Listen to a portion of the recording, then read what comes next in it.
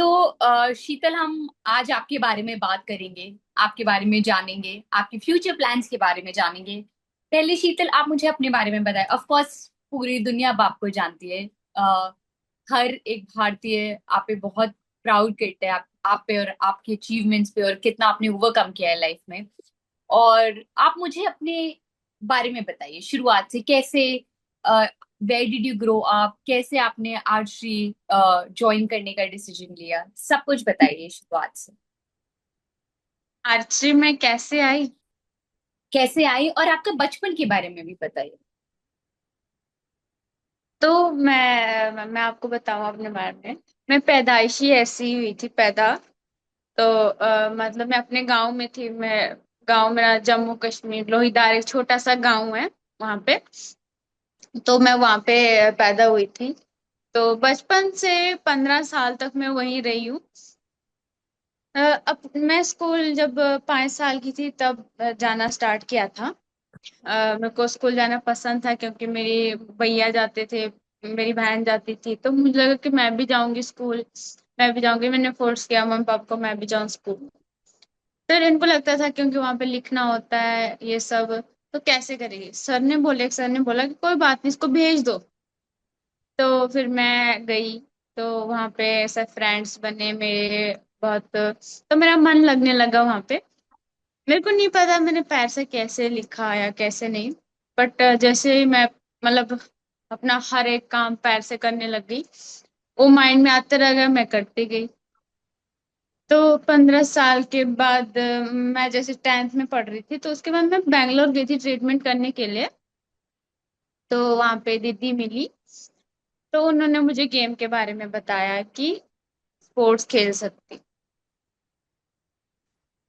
तो मुझे लगा कि शायद नहीं, मतलब मैं कभी गांव से बाहर तो आई नहीं थी ना, मैंने अपने जैसे लोग देखे थे। तो उन्होंने मुझे 2-3 लोगों से मिलवाया जिन्होंने मुझे अपने जर्नी के बारे में बताया। तो मुझे लगा कि ठीक है, मतलब उन्होंने बोला कि हम इंटरनेशनल खेले, ओलंपिक खेले, ये सब। तो मेरे को लगा ठीक है। तो उसके बाद मैं अपने गाँव चली गई क्योंकि कुछ लोगों को लगता था कि शायद मैं नहीं कर पाऊंगी। क्योंकि गांव में तो हम जिस लोग को देखते नहीं है ना, स्पोर्ट्स है कोई, हमारे शहर में कहीं स्पोर्ट्स नहीं है, कुछ भी नहीं है। और तो उसके बाद फिर गई बेंगलोर में। तो असेसमेंट करने के लिए वहां पे दीदी लेके गई मुझे। तो वहां पे उन्होंने मुझे बताया कि 3 गेम कर सकते हो, जैसे स्विमिंग, रनिंग और आर्चरी। और मुझे इन गेमों के बारे में नहीं पता था। तो दीदी मुझे फोर्स करती गई कि खेलो। ये उन्होंने दीदी तीन का नाम क्या है शीतल? इन दीदी का नाम क्या है? प्रीति। अच्छा। तो उन्होंने मुझे बोला कि खेलो, एक बार ट्राई तो कर लो, कोई बात नहीं होगा तो दूसरा कर लेना। तो मैं मतलब 4-5 महीने ने मुझे फोर्स किया। तो उसके बाद मैं कहा ठीक है। उसके बाद मैं गई श्री माता वैष्णो देवी, वहाँ आर्चरी अकेडमी में। तो वहां गई तो वहां पे मेरे को आर्चरी दिखी, मतलब। तो मेरे को नहीं लग रहा था मैं कर पाऊंगी। वहां पे मैंने एक भैया थे जो व्हील चेयर पे थे, और जो बाकी एथलीट थे वो कर रहे थे, तो अपने हाथों से कर रहे थे। वहां कोई ऐसा नहीं था कि जो पैर से करे। तो फिर मेरे को लगा कि अब मैं कैसे करूं, सब तो अपने हाथों से करते हैं, तो मैं कैसे करूं। जब सर मिले और बोले कि तू कर सकती है, तो मैंने सोचा कैसे करूं, सब हाथों से करते हैं, सब हाथों से तेज चलाते हैं। तो उसके बाद वो पकड़ाया कि कहने लगे कि तू पैर से ही खेलेगी। मैंने कहा अच्छा। तो उनके बाद उसके बाद मेरे को वो पकड़ा दिया। जैसे मैंने उठाया वो गिर गया। तो मैंने बोला कि शायद मैं नहीं कर पाऊंगी। बोले कि कोई बात नहीं, प्रैक्टिस करेगी तो हो जाएगा। तो मुझे लगा ठीक है। उसके बाद मैंने डंबल्स स्ट्रेनिंग की थोड़ा सा, क्योंकि थोड़ा सा वो भारी था। डंबल्स किया, रबर्स किया 2-3 महीने। उसके बाद मैंने तीर चलाना स्टार्ट किया। और कुछ 8-9 महीने हुए थे तो मैं खेलने गई एबल वालों के साथ। तो मुझे पैरा एक कैटेगरी अलग से होती है वो नहीं पता था। तो मैं खेलने गई वहां पे, जूनियर था वो। तो खेलने गई। तो वहां पे मेरा सिल्वर मेडल आया। तो उसके बाद मुझे लगा शायद मेहनत करने, अगर और ज्यादा मेहनत करूंगी तो और ज्यादा अच्छा करूंगी। और उतना, जैसे 2 महीने के बाद पैरा वालों की ट्रायल दी, तब मेरे को लगा कि हमारी भी एक कैटेगरी होती है जहाँ सिर्फ हम खेल सकते हैं।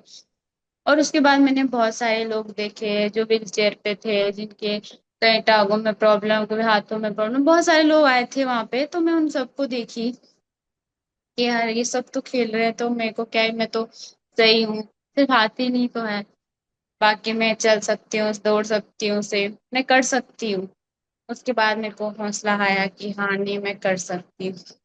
शीतल, आई एम श्योर बहुत बार ऐसा होता होगा कभी कभार, ग्रोइंग बचपन से भी और आगे भी जाके बहुत लोग बहुत कुछ बोलते होंगे, और मे बी इतना ज्यादा बिलीफ नहीं होता होगा। क्या बोलते होंगे, नहीं कर सकती ऐसा। तो आपके साथ कभी ऐसा हुआ था अगर, और कैसे आप ओवरकम करती हैं, आप अपने आप को क्या मेंटली क्या समझाती हैं जितने भी चैलेंजेस आए, चाहे वो मे बी अच्छा परफॉर्मेंस ना हो, चाहे किसी ने कुछ बोल दिया, उन सब चीजों को ओवरकम करने के लिए। देखो मैम, पहले जब मैं गांव में थी तो बहुत होते थे कि ये सुनने में क्या बोलते थे कि ये क्या करेगी बेचारी, अभी मतलब इसके मम्मी पापा हैं, चलो ये कर लेंगे, उसके जब मम्मी पापा नहीं रहेंगे तो बेचारी क्या करेगी।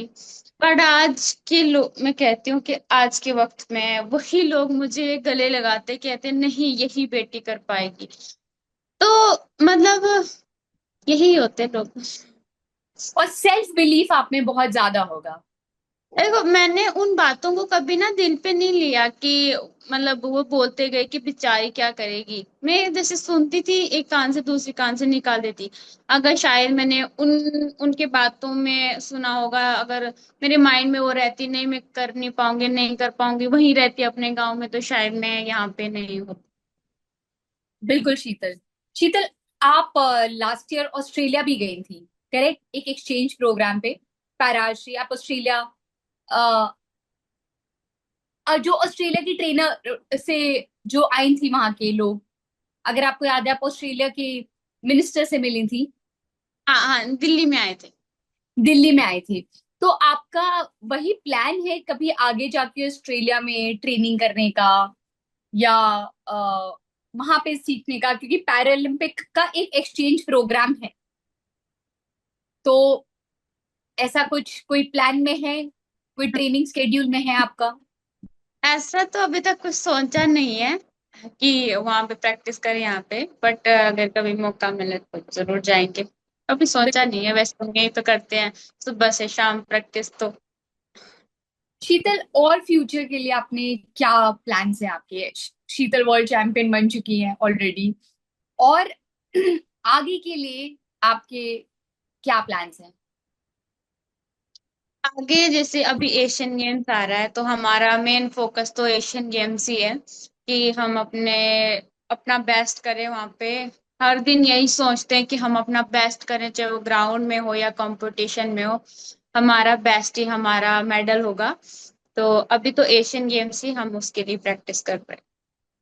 शीतल, इसके अलावा भी लाइफ आपकी, क्योंकि बहुत ज्यादा टाइम हमेशा फील्ड पे ही निकलता होगा, प्रैक्टिस में, पूरा ट्रेनिंग स्केड्यूल में, शीतल फील्ड के बाहर कैसी है? What do you like doing, क्या पसंद है आपको करना? क्योंकि आफ्टर ऑल आप भी एक लड़की है, तो दोस्त के साथ जाना, खाना, क्या करना आपको पसंद है बियॉन्ड द फील्ड? तो आर्चरी के बाद मुझे अपनी फैमिली के साथ टाइम स्पेंड पसंद है, और खाना पीना पसंद है, और फोटो खींचना मुझे बहुत पसंद है। तो जब मैं वेले टाइम में होती हूँ तो मैं ये करती हूँ। देखो मैं घर तो नहीं, मतलब मेरे गांव में मैं कम जाती हूँ, जब छुट्टी मिलेगी तब। बट जब यहाँ पे होती हूँ तो मम्मा है मेरे साथ में, तो हंसते खेलते हैं, और मैं फोटो खिंचवाती हूँ। मुझे ये सब पसंद है। शीतल, अगर आप अपने लाइफ में जब आप पीछे देखेंगी, अब आप सब बहुत सारी महिलाओं को इंस्पायर करती हैं, चाहे मे बी कोई डिसेबिलिटी के साथ हो या डिफरेंटली एबल्ड हो, या कोई जनरल भी, आप मुझे इंस्पायर करती हैं, ऐसे बहुत खिलाड़ियों को आप इंस्पायर करती हैं। आपकी इंस्पिरेशन कौन रही, कौन रहा है, जो भी? मैम मैं आपको बताऊं, बहुत सारे लोग जो होते बच्चे या जो भी एथलीट होता है वो हर एथलीट को देखता है कि नहीं, ये एथलीट जो है वो खेलता है, इतना अच्छा बड़ा प्लेयर है, मुझे भी इसकी तरह बनना है। पर जब मैं गेम में आई थी मैंने किसी को नहीं देखा था कौन ओलंपिक खेल रहा है। मेरे को ये भी नहीं पता था ओलंपिक क्या होता है या एशियन गेम्स क्या होते हैं। मैंने किसी एथलीट को नहीं देखा, मैं सिर्फ अपने आप को देखा, मैं कैसे करूं और कैसे खेलूं और कैसे मेडल जीतूं। तो मैं अपने आइडल ना खुद को मानती हूँ। शीतल, और जब आप आई एम श्योर आप कहीं भी जाते होंगे, चाहे कोई इवेंट हो, चाहे कोई टूर्नामेंट हो, चाहे अब्रॉड ट्रेनिंग या खेलने टूर्नामेंट्स के लिए जाते हो, आई एम श्योर काफी बच्चे, काफी लोग आए होंगे आपके पास बोलने को कि मे बी आपकी वजह से उन्होंने उनको एक ऑल्टरनेटिव मिल गया खेलने का। तो कभी ऐसा हुआ है आपके साथ? हाँ मैम, मतलब हुआ है क्योंकि जब मैं आई थी ना तो पैरा एथलीट में बहुत कम थे, मतलब बहुत कम थे। सब जब आते थे ट्रायल देने तो बहुत कम थे। पर आज के टाइम देखो ना तो बहुत ज्यादा आए हैं। बहुत सारे लोग आए मेरे पास कि शीतल आप हमारी इंस्पिरेशन हो, आपकी वजह से हमने गेम करना स्टार्ट कर दिया, आपकी वजह से हम ये, मतलब बहुत कुछ मिलता है मेरे को सुनने को। तो मेरे को खुद को अच्छा लगता है कि देखो मतलब मैं आई थी ये सोचकर कि मैं कुछ, मुझे कुछ करना है। बट आज लोगों के लिए मैं इंस्पिरेशन बनी हूँ, तो मेरे लिए ये बहुत बड़ी बात है, खुशी की बात है मेरे लिए।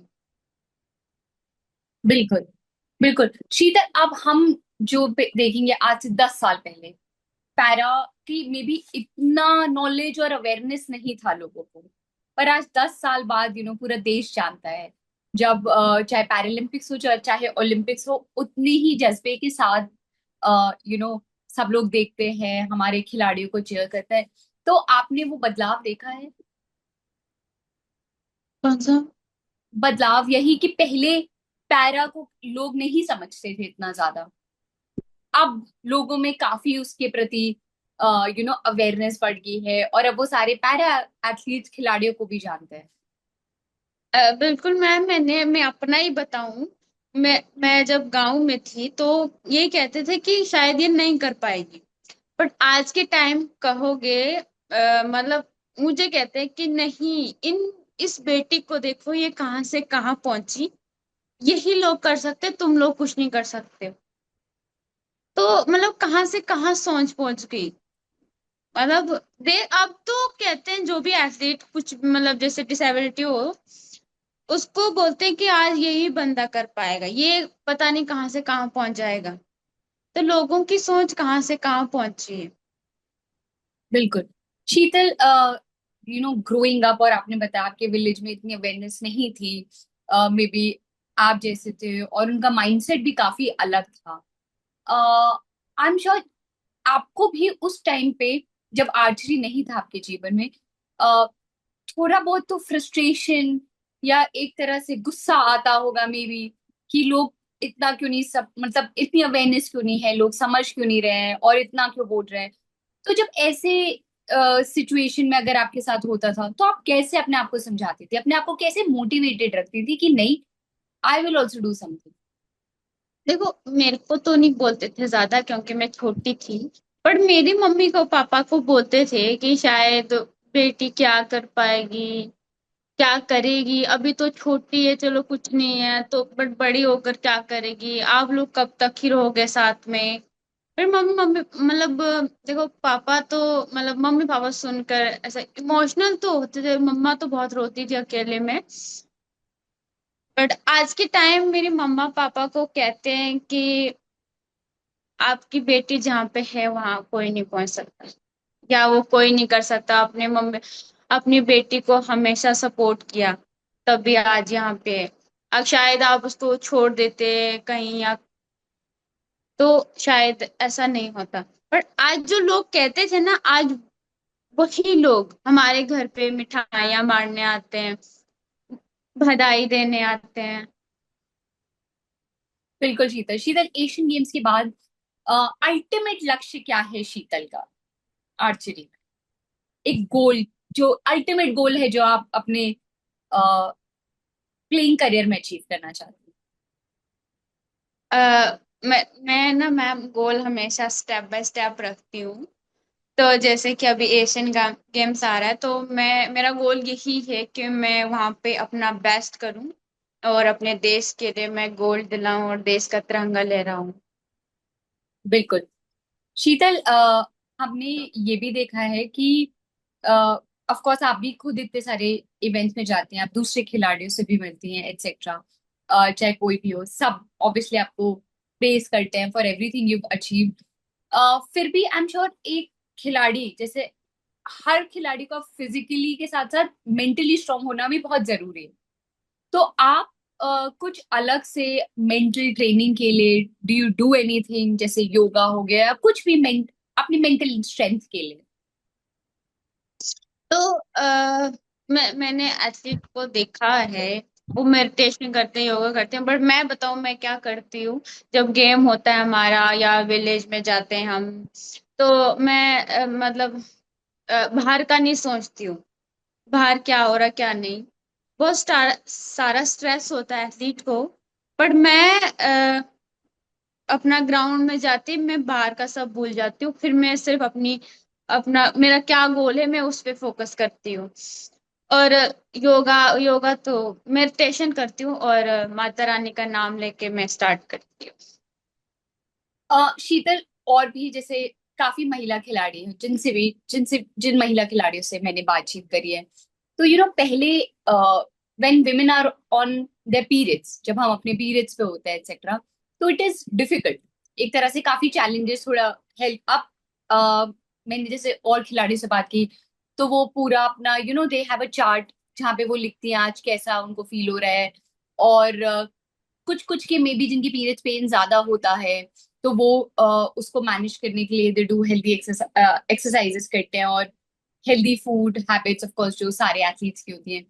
अ, आपको मतलब आपको लगता है पैरा में नॉट जस्ट आपके लिए बट और भी जो महिला खिलाड़ी हैं, they have enough awareness around menstruation health, may be, क्योंकि इट इज मतलब एक तरह से थोड़ा एग्जॉस्टिंग स्पोर्ट आर्चरी, जहाँ आपकी पूरी बॉडी कम्स इनटू मोशन जब आप अपना एरो फेंकते हैं। और इस तरीके से मतलब do you focus on your menstruation health also? मैं समझी नहीं मैम आपका मेंस्ट्रु क्वेश्चन। ओके, मेरा ये क्वेश्चन है कि जैसे जब महिलाएं पीरियड्स पे होती हैं अपने, और वो खेल के मैदान में जाती हैं, तो कभी कभार थोड़ा चैलेंजिंग भी हो सकता है, क्योंकि सबके अलग अलग बॉडीज हैं, मतलब किसी को फर्स्ट डे ज्यादा पेन होता है, किसी को सेकंड डे ज्यादा पेन होता है, ऐसे। तो कभी आपके साथ हुआ है कि आप जब मैदान में उतरी हो, और मे बी आप अपने पीरियड्स पे हो, तो यू नो और फिर भी आपने उसको ओवरकम करके की लाइक अच्छा परफॉर्मेंस किया हो, या अगर ऐसा है तो आप किस तरीके से अपने आप को बैलेंस करती? देखो मैम, मैं अगर होता भी ऐसा होता है कई बार, हर किसी की महिला के साथ ऐसा होता है, कंपटीशन के बारे में आ जाते हैं। तो मैं बताऊं कि मैं जब फील्ड पे बैठी होती हूँ ना, मैं सब मतलब सारा फोकस ना मेरा गेम में चले जाता है, मैं दर्द और सब भूल जाती हूँ, अपना सारा दर्द भूल जाती हूँ।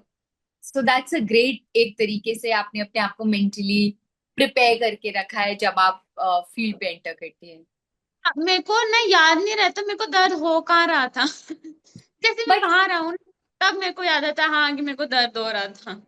बट आपको लगता है कि इस बारे में इनफ अवेयरनेस है, मे बी ट्रेनिंग सेशन होते हो कि एटलीस्ट बताने को समझाने को bye experts, may be a health expert, gynaecologist, और न्यूट्रिशनिस्ट जो आपको बताए अच्छा खान पान कैसे। तो आपको लगता है ऐसे सेशंस हो रहे हैं और अवेयरनेस है इन सब चीजों के बारे में? बिल्कुल है मैम। मैं अपने बताऊं, मेरे साथ न्यूट्रिशन है, फिजियो है, सब कुछ है मेरे साथ। तो खाने पीने का रहने सबका ध्यान रखते हैं। मुझे लगता है जरूरी है, एक एथलीट के लिए बहुत जरूरी है ये सब भी। तो एक थोड़ा सा ग्लिम्स दीजिए आप, स्टार्टिंग आपका डे किस तरह शुरू होता है और किस तरह खत्म होता है, नॉर्मल डे जब आप ट्रेनिंग कर रहे हो? तो सुबह मीन्स 8 बजे जाते हैं ग्राउंड। वैसे तो आज बहुत गर्मी है आज तो 8 बजे जाते हैं हम ग्राउंड, कुछ 11 साढ़े 11 बजे आते हैं, प्रैक्टिस पे होते हैं फील्ड पे। और 11:30 बजे वापस आते हैं। तो उसके बाद लंच टाइम होता है, उसके बाद सोना होता है। तो 4 बजे उठते हैं और 4 बजे ग्राउंड में, 3:30 बजे उठ के 4 बजे ग्राउंड और प्रैक्टिस। 6 बजे बंद करते, उसके बाद जिम होती है 6 से 7। और फिर 7 बजे आके नहाने वाना, उसके बाद खाना खाना, उसके बाद सोना। ग्रेट। तो ये एक day in a life of Sheetal Devi है। हाँ जी। ओके शीतल, मेरा आखिरी सवाल आपसे ये है, उन सारे खिलाड़ी क्या जो नहीं है उनके लिए भी, and who are overcoming challenges जो आपने एक टाइम पे ओवरकम किए हैं, उनके लिए आपको क्या, आपका क्या मैसेज? तो बहुत सारे होते हैं ऐसे जो अपनी लाइफ में हार मानते हैं कि नहीं, शायद हमसे नहीं हो पाएगा, बट उसी हार को अपनी ताकत बना लेते हैं। अगर वो मतलब बहुत, मैं देखूं गेम में हो या कहीं और, हार जीत तो होती ही रहती है। अगर मतलब जैसे मैं बताऊं कि मैं कई बार हारी भी हूँ, कई बार जीती भी हूँ, बट हार से हमें सीख मिलती है। तो मैं सबको यही कहना चाहती हूँ कि कभी हारना नहीं है। बहुत सारी मतलब आगे चैलेंज आएंगे, आपको गिरा देंगे, उठने के लिए आपको हिम्मत होनी चाहिए। तो कि किसी में कोई कमी नहीं होती, बस मेहनत की जरूरत। थैंक यू सो मच शीतल हमारे साथ बात करने के लिए, और good luck. I am sure Asian games में आप एक बार फिर लाइक बहुत अच्छा परफॉर्म करके आएंगे, and I wish you all the best and thank you.